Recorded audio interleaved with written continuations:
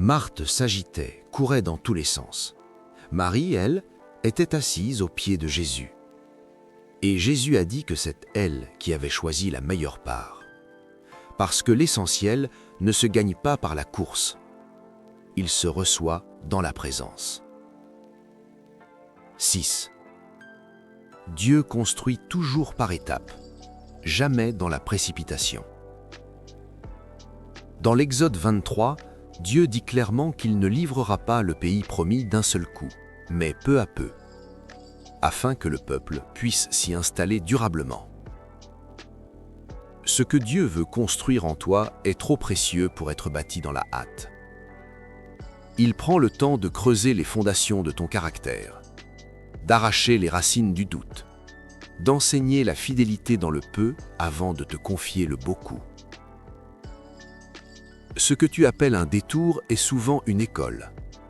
Ce que tu vis comme un délai est une préparation divine. 7. Tu n'as pas à te battre pour une place que Dieu t'a déjà réservée. Un seul verset qui peut tout changer. Et si la phrase qui allait transformer ta manière de vivre, de prier et d'attendre ne faisait que quelques mots. Ce n'est ni par la puissance, ni par la force, mais par mon esprit, dit l'Éternel des armées. Zacharie 4, 6.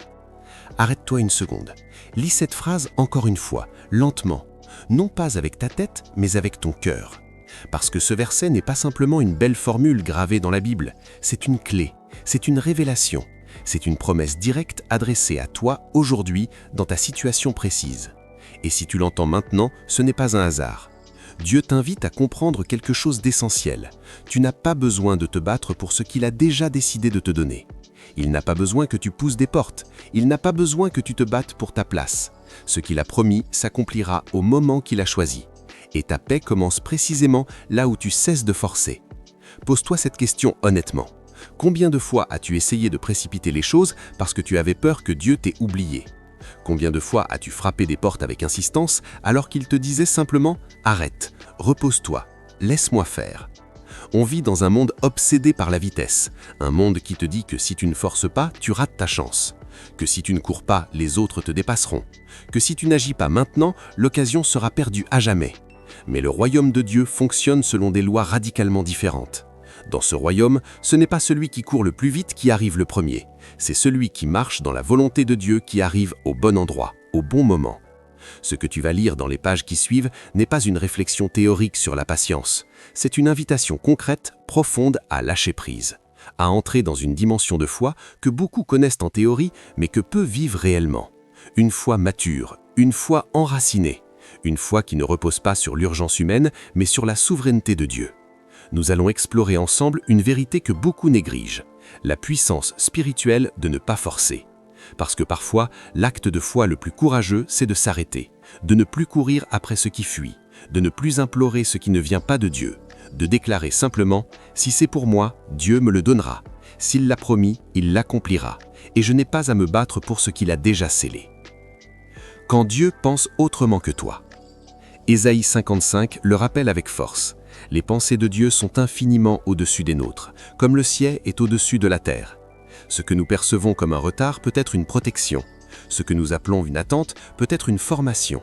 Ce que nous interprétons comme un silence peut être une orchestration céleste que nous ne voyons pas encore. L'histoire d'Abraham en est la preuve la plus frappante. Dieu lui promet une descendance aussi nombreuse que les étoiles. Des années passent, rien ne vient. Sa femme Sarah, stérile et vieillissante, finit par lui proposer une solution humaine, aller vers sa servante Agar. Abraham accepte. De cette union naît Ismaël, fruit non pas de la foi mais de l'impatience, fruit d'une tentative maladroite d'aider Dieu à tenir sa promesse. Mais Dieu n'avait jamais approuvé ce détour, et les conséquences furent douloureuses, profondes, durables. Elles marquèrent des générations entières, parce que ce que l'on force dans la chair ne produit que du conflit. Ce qui naît hors du plan de Dieu finit toujours par peser sur nos épaules. Ismaël n'était pas la promesse, il était l'impatience. Et pourtant, Dieu, dans sa grâce, n'a pas abandonné Abraham. Il a simplement attendu que la situation soit humainement impossible pour manifester sa puissance divine. Sarah a conçu Isaac alors que tout semblait perdu. Pourquoi? Parce que Dieu voulait montrer qu'il n'a pas besoin ni de ta force, ni de tes raccourcis, ni de tes compromis. Il agit quand sa parole est mûre. Il accomplit quand ta foi est prête à recevoir. Et parfois, ce qu'il attend de toi, ce n'est pas que tu bouges davantage, c'est que tu t'arrêtes.